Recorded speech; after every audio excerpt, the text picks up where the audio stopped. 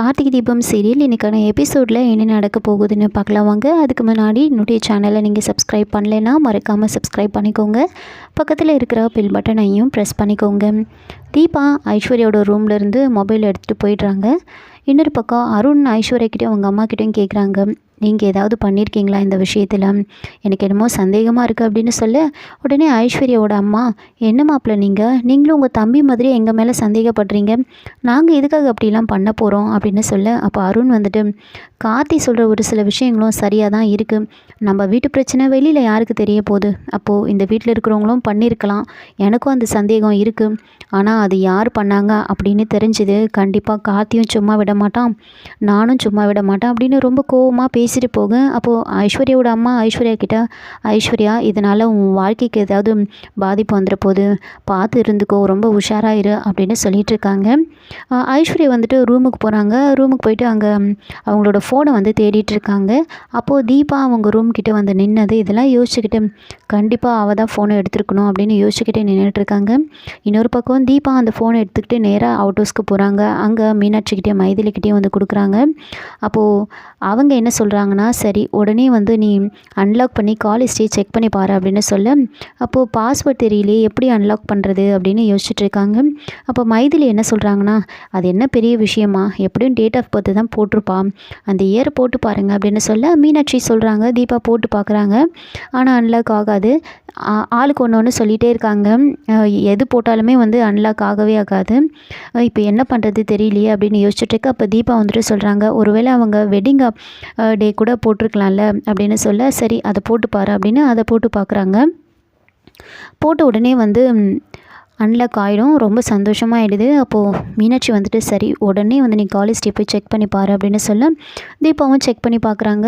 அதில் எல்லா காலுக்குமே வந்து அருணுக்கும் ஐஸ்வர்யாவோட அம்மாவுக்கும் தான் கால் போயிருக்கோம். இதெல்லாம் பார்த்துட்டு, என்னக்கா இது, அருண் மாமாவுக்கும் அவங்க அம்மாவுக்கும் தான் கால் பண்ணியிருக்காங்க, வேறு எந்த நம்பருமே இல்லையே அப்படின்னு யோசிச்சுட்டு இருக்காங்க. அப்போ எடுத்துகிட்டு வந்தும் வந்து யூஸ் இல்லாமல் போயிடுச்சா அப்படின்னு யோசிச்சுட்டு இருக்கா. அப்போது தீபா வந்துட்டு திடீர்னு சொல்கிறாங்க, அக்கா எனக்கு ஒரு சின்ன சந்தேகம், ஏற்கனவே வந்து ராஜேஸ்வரி அம்மா வந்து அந்த ரிப்போர்ட்டரை கடத்தி வச்சாங்களே, அப்போது அவங்க பண்ண ஃபோன் காலை வச்சு தான் வந்து அவர் கண்டுபிடிச்சார், இப்போது அதே மாதிரி பண்ணிட போகிறாங்கன்றதுக்காக இவங்க நெட் கால் பண்ணியிருக்கலாம்ல அப்படின்னு சொல்ல, அப்படி கூட இருக்கும், நீ அதில் போய்ட்டு செக் பண்ணி பாரு அப்படின்னு சொல்ல, தீபா செக் பண்ணி பார்க்குறாங்க. அதில் எல்லாமே வந்து புது நம்பராக இருக்கேக்கா அப்படின்னு பார்த்துட்டு, நிறைய முறை கால் போயிருக்கு, காலும் வந்திருக்கு, அப்போ இந்த நம்பருக்கே நம்ம ட்ரை பண்ணி பார்க்கலாம் அப்படின்னு மீனாட்சி என்ன பண்ணுறாங்க, அந்த நம்பருக்கு கால் பண்ணிவிட்டு இப்படி ஃபோனை வச்சுருக்காங்க கையில். கரெக்டாக ஐஸ்வர்யா அங்கே வந்து மீனாட்சி கையிலேருந்து அந்த ஃபோனை வந்து பிடுங்கிடுறாங்க. என்ன நினச்சிட்டு இருக்கீங்க, என் மேலே சந்தேகப்பட்டு என் ஃபோனை செக் பண்ணி பார்க்குற அளவுக்கு வந்துட்டிங்களா அப்படின்னு சொல்ல, அப்போ மீனாட்சி, என்னது சந்தேகமா, நீ தான் இதை பண்ணியிருப்பான்னு எங்களுக்கு நல்லாவே தெரியும், நாங்கள் உறுதியாகவே சொல்லுவோம் அப்படின்னு சொல்ல, அதை கேட்டு ஐஸ்வர்யா ரொம்ப டென்ஷனாக பேசிட்டு அங்கேருந்து போயிடுறாங்க. அப்போ மீனாட்சி சொல்கிறாங்க, இவ பேசுறதெல்லாம் பார்க்கும்போது கண்டிப்பாக இவ தான் பண்ணியிருக்கான்னு நல்லாவே தெரியுது, நல்ல சான்ஸை மிஸ் பண்ணிட்டோம் அப்படின்னு சொல்லிட்டு நின்றுட்டுருக்காங்க. இன்னொரு பக்கம் அந்த ரவுடி சங்கரும் கூட இருக்கிறவங்களும் வந்து அபிராமியை தேடி அலைஞ்சிட்ருக்காங்க. அப்போது அபிராமியை எந்த ஆட்டோவில் ஏற்றிட்டு போனாங்களோ, அதாவது அவங்க ராணியோட ஹஸ்பண்ட், அவங்க வந்து ஆட்டோ கிட்டே நின்றுட்டுருப்பாங்க. அண்ணா அங்கே பாருங்களேன், இந்த ஆட்டோவில் தான் வந்து அந்த அம்மாவை ஏற்றிட்டு போனாங்க, அவங்ககிட்ட போய் கேட்டோன்னா எல்லா உண்மையும் தெரிஞ்சிடும் அப்படின்னு அவங்க வந்து நேராக போயிட்டு அந்த ஆட்டோக்காரர்கிட்ட அவர்கிட்ட வந்து கேட்குறாங்க, இந்த மாதிரி காலையில் ஒரு அம்மாவை அடிபட்டு கிடந்தாங்களே, நீங்கள் தான் ஆட்டோவில் ஏற்றிட்டு போனீங்க, அந்த அம்மாவை எங்கே சேர்த்துருக்கீங்க அப்படின்னு கேட்ட உடனே அவரும் ரொம்ப சந்தேகமாக, ஆமாம் யார் நீங்கள், எதுக்காக அவங்கள பற்றி கேட்குறீங்க அப்படின்னு சொன்ன உடனே அவங்க மேலே சந்தேகப்படுறாங்க அப்படின்னு தெரிஞ்சுக்கிட்டு உடனே சங்கர் ஒரு ஆக்ட் பண்ணுறாரு, அது என்னோட அக்கா தான் வீட்டை விட்டு கோச்சிக்கிட்டு வந்துட்டாங்க அப்படின்னு சொல்கிறாங்க, 2 நாளாக அவங்கள காணும்னு நாங்கள் எங்கெங்கேயோ தேடிட்டோம் அப்படின்னு அழற மாதிரி பண்ணுறாங்க. உடனே அவரும் வந்துட்டு நம்பிட்டு, சரி சரி அழாதீங்க, உங்கள் அக்காவுக்கு எதுவும் கிடையாது, நான் தான் ஹாஸ்பிட்டலில் கொண்டு போய் சேர்த்தேன், டாக்டர் உங்கள் அக்காவை கண்டிப்பாக காப்பாற்றி கொடுக்குறேன்னு சொல்லிட்டாங்க, உங்கள் அக்காவுக்கு எதுவும் கிடையாது, நல்லா இருக்காங்க, இங்கே பக்கத்தில் இருக்கிற எம்ஆர்ஆர் ஹாஸ்பிட்டலில் தான் சேர்த்துருக்கோம், போய் பாருங்கள் அப்படின்னு சொல்ல, உடனே ரொம்ப தேங்க்ஸ்ப்பா, நாங்கள் போயிட்டு உடனே பார்க்குறோம் அப்படின்னு அவங்க 2 பேரும் அந்த ஹாஸ்பிட்டலுக்கு போயிட்டு அபிராமி எந்த ரூமில் இருக்காங்களோ அதையும் பார்த்துட்றாங்க.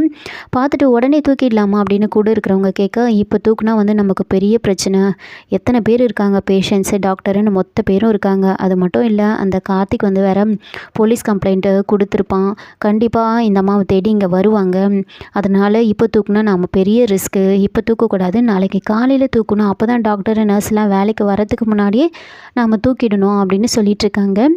அதுக்கப்புறமா ஐஸ்வர்யா வந்துட்டு இவங்களுக்கு வந்து கால் பண்ணுறாங்க. அப்போது சங்கர் வந்துட்டு இந்த மாதிரி அபிராமியை பார்த்த விஷயத்த சொல்லிடுறாங்க. அதை கேட்டு ஐஸ்வர்யா ரொம்ப சந்தோஷப்படுறாங்க. சரி சரி, நீங்கள் பார்த்துக்கிட்டே இருங்க, எப்போ தூக்க போகிறீங்க அப்படின்னு கேட்க, அதுக்கு அவங்க இல்லை நாளைக்கு காலையில் தான் வந்து அவங்கள இங்கேருந்து கடத்தணும் அப்படின்னு சொல்கிறாங்க. அதை கேட்டு ஐஸ்வர்யா எதுக்காக நாளைக்கு காலையில் உடனே பண்ண முடியாதா அப்படின்னு கேட்க, இப்போ பண்ண ரிஸ்க் அப்படின்னு சொல்கிறாங்க. அப்போ ஐஸ்வர்யா சரி, நீங்கள் முதல்ல அத்தையை அங்கேருந்து தூக்கிட்டு போய் வேறு எங்கேயாவது ஒரு இடத்துல அடைச்சி வச்சுட்டு எனக்கு கால் பண்ணுங்க அப்படின்னு சொல்லிட்டு ஃபோனை வச்சிடுறாங்க. அப்போ ரியா அங்கே வராங்க. ரியா கிட்டே இந்த விஷயத்தை வந்து சொல்கிறாங்க. அதை கேட்டு ரியா எனக்கு இப்போ தான் நிம்மதியாக இருக்குது அப்படின்னு சொல்லி ரியாவும் ரொம்ப பெருமூச்சு விடுறாங்க. எப்படியும் நமக்கு நல்ல சான்ஸ் கிடச்சிருக்கு, நாம் கண்டிப்பாக வந்து அத்தையை வீட்டுக்கு வரவே விடக்கூடாது அப்படின்னு ஐஸ்வர்யா வந்து பேசிகிட்டு இருக்காங்க. இன்னொரு பக்கம் வந்துட்டு என்ன நடக்குதுன்னா, அந்த ராணியோட ஹஸ்பண்ட் வந்து வீட்டுக்கு போகிறாங்க. அப்போது ராணி வந்துட்டு ஒரு மாதிரி ரொம்ப சோகமாக இருப்பாங்க.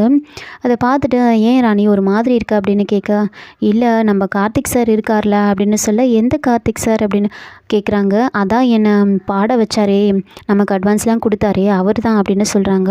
ஓ அவரா, அவருக்கு என்ன ஆச்சு அப்படின்னு கேட்குறாங்க. அவரோட அம்மா வந்து 2 நாளாக காணுமா, அதனால் அவர் ஒரு மாதிரி இருக்கார், எனக்கும் ரொம்ப கஷ்டமாக இருக்குது, ஏதோ கூட்டி பெருக்கிட்டு இருந்த என்ன என் வாய்ஸை எல்லாரும் கேட்குற அளவுக்கு பண்ணார்ல, அவருக்கு இந்த மாதிரி நடக்கும்போது நமக்கு கொஞ்சம் கஷ்டமாக இருக்குது.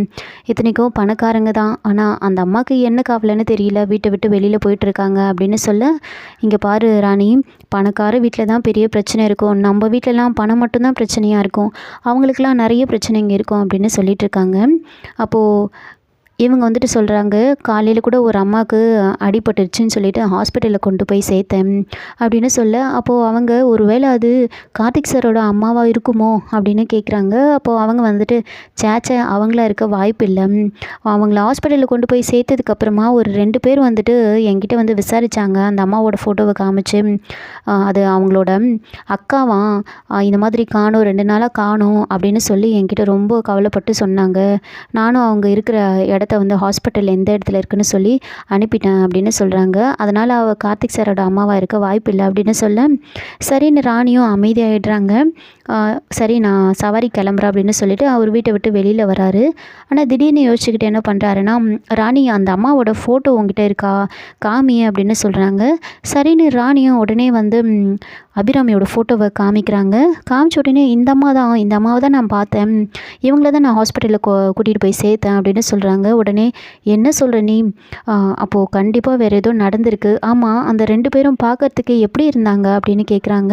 அவங்க 2 பேரும் பார்க்கறதுக்கு ரவுடி மாதிரி தான் இருந்தாங்க அப்படின்னு சொல்ல, அப்போ ராணி வந்துட்டு என்னது ரவுடி மாதிரி இருந்தாங்களா, கண்டிப்பாக இதில் வேறு ஏதோ பிரச்சனை இருக்குது, இந்த விஷயத்தை நாம் உடனே கார்த்திக் சார்கிட்ட சொல்லணும் அப்படின்னு சொல்லிட்டு இருக்காங்க. இதோட இந்த எபிசோடை வந்து முடிச்சிருக்காங்க. என்னோட ரிவ்யூ பிடிச்சிருந்தால் லைக் பண்ணுங்கள், மறக்காமல் சப்ஸ்கிரைப் பண்ணுங்கள். தேங்க்யூ.